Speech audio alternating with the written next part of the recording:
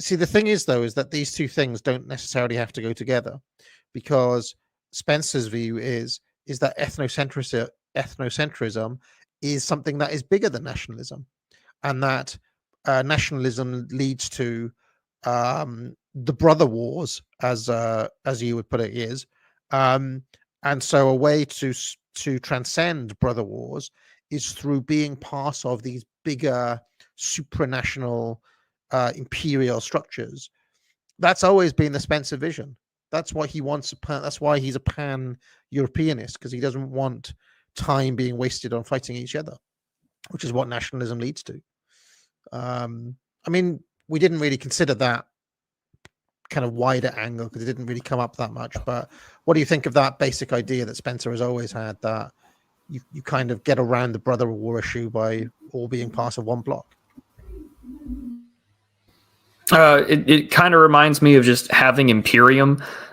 This pan-Europeanism almost feels Yaki-esque, maybe just not as clearly defined as Yaki would put it in Imperium. But to me, the positions kind of have a weird reflection to one another.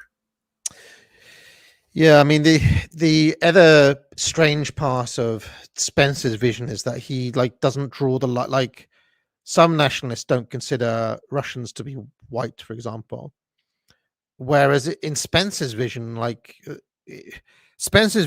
stretches from Portugal to the eastern tip of Russia.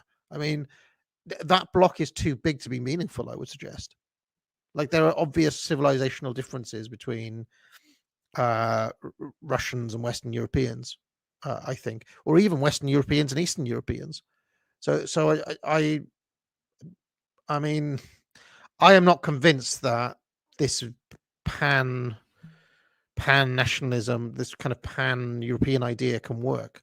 I don't even think in the long run that the French and the Germans will be able to put aside their differences for any realistic length of time. And I would suggest that this conflict, this fight, these brother wars, as people call it, is actually the heart of what has made Europeans strong over history.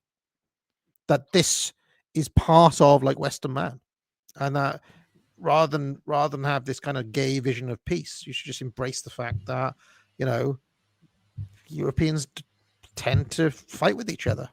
So what? I mean, that is what has made Europe so technologically advanced compared to everywhere else. It's because there has never been that one dominant power, and when you get one dominant power, it's like it puts everything in stasis, because peace is gay.